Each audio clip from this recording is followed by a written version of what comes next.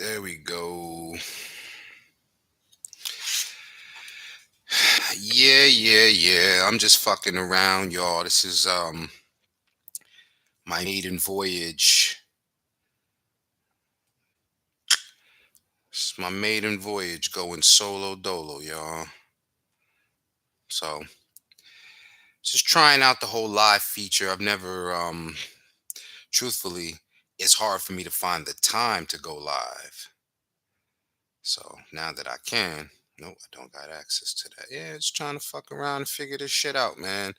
Not really a tech savvy guy, but you have to become that way, right? So yeah, man, this one here, man, I'm calling these shadow boxing, chess boxing. I ain't really figure out which route I'm going with it, shadow boxing or chess boxing, but that's where I'm going with it. Sparring is great. I love sparring. You got to see where you're up against, but sometimes you get your deepest thoughts. You know what I'm saying? When you shadow boxing, and I happen to believe that like legitimately. Like when I'm training, shadow boxing is probably the most therapeutic time for me. So yeah, shadow boxing is really where it's at, where you kind of get to build with yourself, right? So yeah, here I am, and I had a thought about something. Shout out to my guy Brandon Lentz out in Houston, Texas. Houston, Texas, that is. Yeah, I'm really fucking around with y'all, huh? I got time today, cut. Now we really gonna fuck around. Yeah, and I don't know YouTube's guidelines. This is a cigar, a black and mild, cause I'm mildly black. Yeah, you know what I'm saying? I'm like the new nigga first time in a strip club put on a suit. Like I ain't been there before. Legitimately, I've never been live before, so trying to work out the kinks. I don't get a chance to use my backgrounds, but yeah, man, I got a new background in the background. So, but let me get into it, man. This one, and I'm talking about Floyd Mayweather.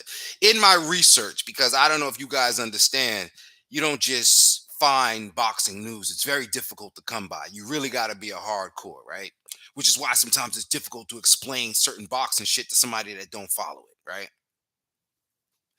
But say I got some news about Floyd Mayweather's opponent canceling the fight that they had scheduled. Now I know the first thing you saying is, yo, Floyd Mayweather? Yeah. Now, his opponent is a gentleman from the UK. I think he was a former MMA fighter. I don't know what the circumstances was or is, but the fight was canceled. No contracts were signed. A lot of funny business, right? And here's where I'm going with it. Number one, I will consistently tell you guys that Floyd Mayweather, as of late, has had a busier fight scheduled than Keith Thurman. And that's absurd because we're talking about a retired fighter versus one of the guys, especially at welterweight, that was at the pinnacle of this thing. So I don't know how the fuck he ain't fighting, and I say that to a guy that I know has thick enough skin. Is he worried about me? Maybe, maybe not. But I'm sure he would engage in the conversation. It's all in fun, right? Keith Thurman, no, he could talk some shit. So I'm sure he ain't worried about what I'm saying. But what I am saying is really relates more to Floyd because Keith may have his reasons. And this is the point. Keith may be comfortable. I don't know what he got after the Pacquiao fight. I don't know what he got before the Pacquiao fight. But don't you guys find it strange that Keith Thurman has no sense of urgency to fight? No sense of urgency. You see it in the music industry. You see guys that they got to get back out on tour. They don't have an album out. They need a remix. They got to jump on with somebody hot. They have a sense of urgency. Keith Thurman does not have a sense of urgency. He's like Lloyd Banks. Shout out to Lloyd Banks. Him and Tony Yayo just put out a new track, man. Shit is hard. But I really like the comparison to Lloyd Banks because people love Lloyd Banks, the PLK, Punchline King. They had him in the top 5 easily. But people, yo, where the fuck is Lloyd Banks? Why Lloyd Banks ain't making no music?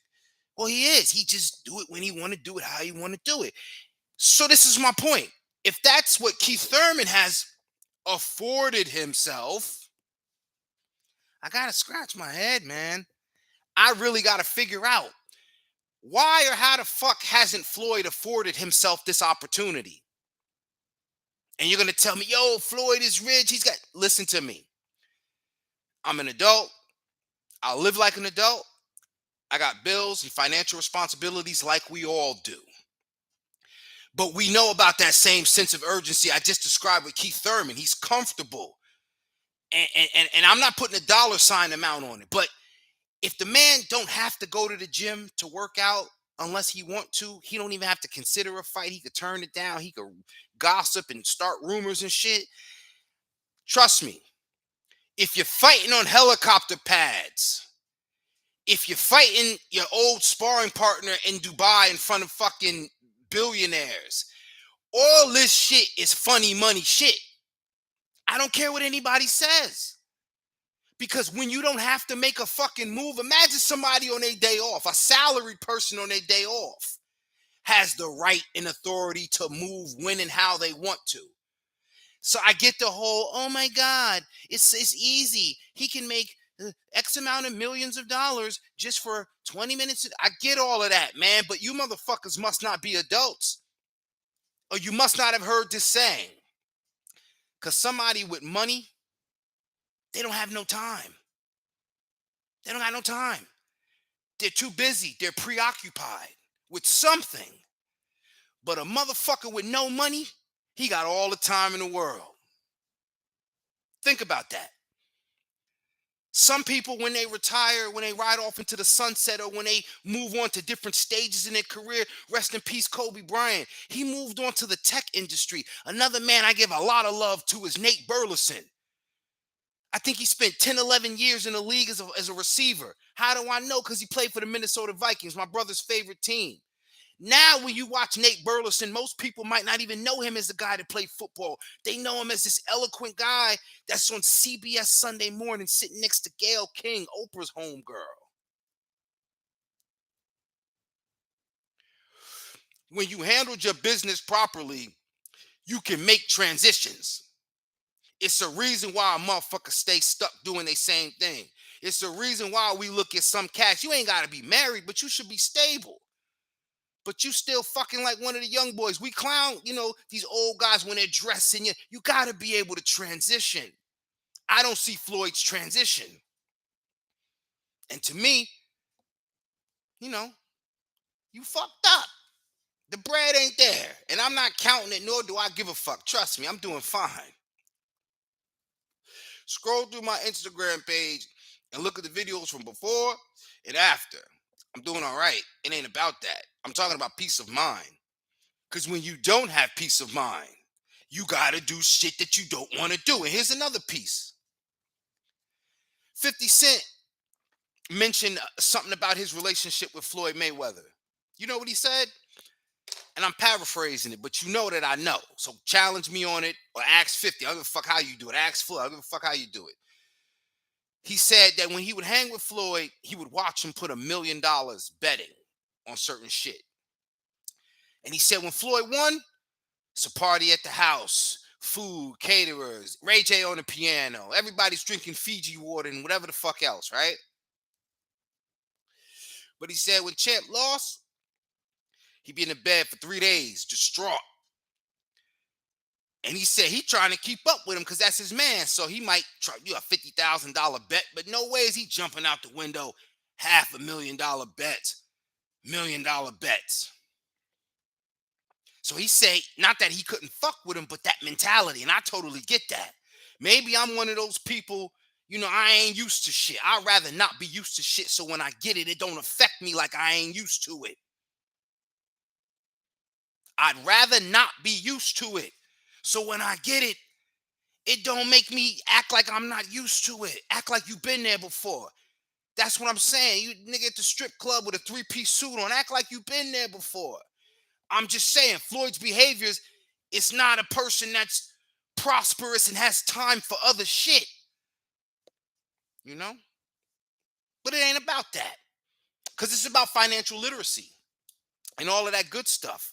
Because when you put yourself in a position, you can transition, do something totally different, and call your own shots. But with that mentality, and I'm talking about a mentality, y'all could take it how y'all want of a gambler. Get to know me, you'll know more about me. Well, who gives a fuck? Who am I? Some guy, right? But get to know me, you'll know more about me. Here's one thing I'll say about gamblers. And this isn't about flu, it's about gamblers, period. Number one, I'd rather deal with an addict, like on some whatever. Because at least I can see and understand what their motivation is. It's right out in front of all of us, right? But with a fucking gambler, niggas is sneaky. Niggas is sneaky. Like, try sitting in the casino. I'm in the casino one time. I seen a motherfucker walk into the casino and ask for a $21,000 marker. And he ain't look like nobody, and he ain't have to be nobody. Maybe he was playing it low. But I said to myself, okay, maybe he's a, first thing he said, maybe he's a professional gambler. All right, cool. Y'all motherfuckers still believe rappers got money if you believe that motherfucker's a professional gambler, huh? But it's more likely like this. That kind of person could have took a loan out on the family house, could have went into their pension, could have, like, they could have misappropriated funds. And then this motherfucker show up at Atlantic City, New Jersey on a Sunday morning with 21 bands. If he got a business, imagine what his business partner may or may not be thinking if he know. Where you was at Sunday morning? Oh no, I was just chilling. I was at home. Yeah, I was down at AC with 21 bands. I hope it wasn't out the motherfucking business account, right? Come on, man. I'm not telling you guys nothing you shouldn't know about yourself. All right? Taking chances, unnecessary chances because you think they're exciting. Not only will you lose your motherfucking money, you'll lose your mind. You lose your peace of mind. You lose your sense of comfort.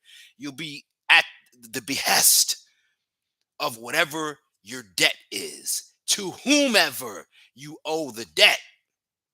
And that's just what it is, ladies and gentlemen. So, yeah, man, shadow boxing.